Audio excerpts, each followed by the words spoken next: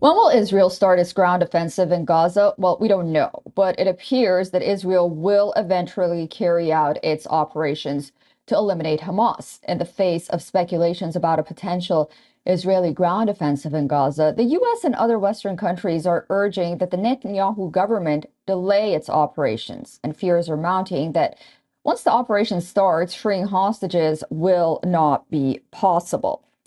The U.S. President Joe Biden says that Israel can make its own choices, emphasizing its support. The U.S. is also encouraging a quote unquote measured approach. All of this comes as last week, Israel's defense minister Yoav Gallant outlined the nation's strategy to alter the security regime in Gaza, which implies the removal of Hamas. He said the plan has been devised in three distinct stages. The first being the airstrikes on the Gaza Strip, followed by a ground incursion, and finally, a change to the security regime in Gaza. But the Biden administration is also concerned that Israel lacks achievable military objectives in the Gaza Strip. Senior administration officials say Israel's defense forces are not yet ready for a ground invasion plan that can actually work. Moreover, in a phone conversation with his Israeli counterpart, Yoav Gallant, the U.S. Secretary of State Lloyd Austin has stressed the need for careful consideration on how Israel forces might conduct a ground invasion into Gaza, where Hamas maintains tunnel networks under densely populated areas. Pentagon has also sent a three-star Marine, Lieutenant General James Glenn, along with others to help the Israelis with the challenges of the fighting in urban war. Although the Biden administration officials have insisted that the U.S. is not telling Israel what it should and should not do, even as it supports the ground invasion. Okay, for more on this, we are now being joined by former U.S. State Department official James Schwemlin from Washington, D.C. Thank you so much for joining us on WION, James.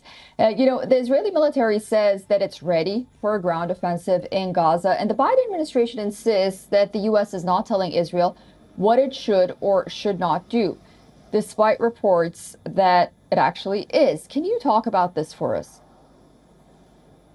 Yeah, I think first that what we've seen in the last 3 weeks is a pretty significant deterioration in the overall security situation as the Israeli Defense Forces try to respond and try to recover from what was a defensive disaster in the early stages of this conflict. I mean, the restoring normalcy along the border, the Israeli kind of fence, the border with Gaza, is a high task. It's hard. It's very difficult to imagine a return to normalcy after 1,000 militants stream across what was believed to be a secure border and murder civilians in their beds.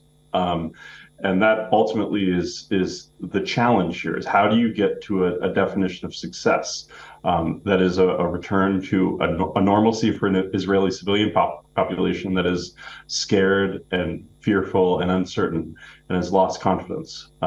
So when President Biden, when the U.S. administration, when others of Israel's friends and allies urge caution, urge deliberation, they're not saying, Israel, don't do anything. Mm-hmm. What they're saying is, don't fight off more than is feasible. And that, I think, is what Israel is grappling with today. I don't think I don't necessarily think it's just the Biden administration, just those outside of Israel that are urging delays in on the ground invasions. You've even heard Israeli officials evolve in the way they describe success. Initially, they were terms like the elimination of Hamas from the Gaza Strip were kind of common parlance among Israeli senior officials. And now, just as you said, they're talking about a change to the security regime in Gaza. That is a significant graduation in at least the way they're framing objectives. And I would expect them to be further clarified into something that is, at least tangible and potentially achievable in a limited operation. And the Biden administration is really balancing a somewhat diplomatic tightrope here. On the one hand, of course, it supports Israel, but it's also concerned that this conflict could spill into other regions as well. Absolutely, or at least other countries in that region. I think what Biden has attempted to lay out in his first kind of 2.5 years as president, almost 3 years as president, is a worldview of that I would characterize as strategic empathy. He both wants to understand and make sure are clear the U.S. interests, but he also wants to make sure our partners' interests are accounted for. And in this region, we have partners that are not just Israel. I mean, we have a long and close and intimate alliance with Israel, but we're also, allies and partners with Jordan. We have a long security relationship with Egypt, with Saudi Arabia, and of course we're allies. We're NATO allies with Turkey. All of these countries, all of these partners of the United States have integral interests in how this kind of transpires in Gaza. All of them both have relationships locally with Palestinian population. Some of them, including with Hamas, and all of them have local populations, both Palestinian and of their own and kind of their own citizens, who really are invested in this conflict and have stakes. What Biden has been trying to do in this situation is both buy time, but also attempt to signal to the groups that I think would want to see a broader conflict, would want to see a broader transformation. That is, I think, significantly Hezbollah out of Lebanon, that further steps against Israel would be unwise at that time. And I think that's another reason why it's wise to delay on the ground operations. A second U.S. carrier group was dispatched immediately to the Eastern Mediterranean. It takes a long time for a carrier group to move from the East Coast of the United States into the Mediterranean Sea across the Atlantic. I think when we see that second group on station, you're then increasing U.S. deterrence capability. We've seen U.S. Ships already move into the Red Sea. We've seen, when Houthi militants out of Yemen launched missiles up the Red Sea, we saw U.S. assets kind of intercept those missiles that were bound for Israel potentially.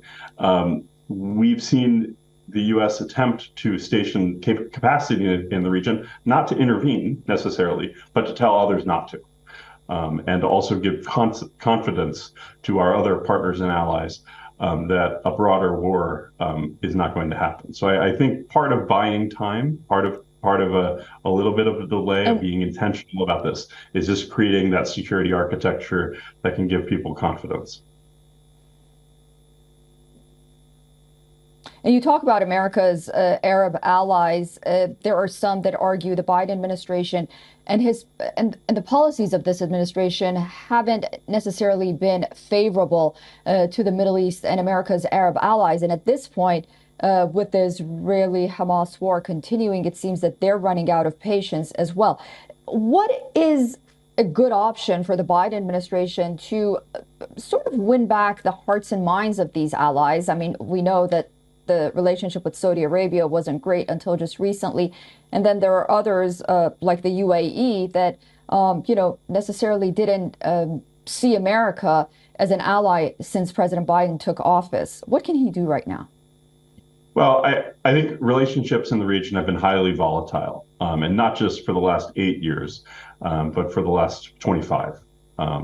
I think in this region, the upheaval that followed the 9/11 attacks in 2001 transformed both U.S. perceptions and also Arab perceptions of the United States, the behaviors and the actions that we saw in Iraq and in Afghanistan, and also the withdrawal from Afghanistan shook the confidence of many of these partners. And then you had a Trump administration that came in talking about banning Muslims from the United States and talking about alienating entire peoples. And the Biden administration, I think, has tried to, as I said, to be intentionally empathetic towards these partners and to rebuild at least a stable base of relations. That takes time, and it takes performance to prove and regain confidence that was lost. I'm not sure I would agree with the characterization that it's been a rocky road in the kind of last 2 years for allies. I actually think it's been on an improving trajectory, progress in negotiations. In one positive initiative that the Trump administration started, the Abraham Accords, an effort to normalize relations between other Arab states and Israel. Those have continued. That's an element of continuity in U.S. policy.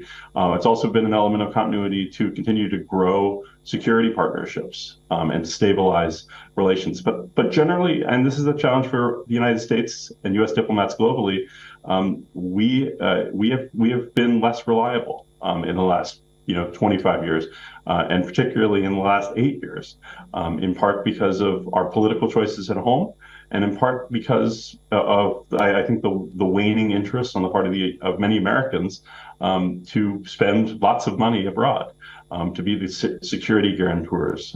My old boss, Madeleine Albright, called the United States the indispensable nation. President Biden just recalled those words in a speech last week.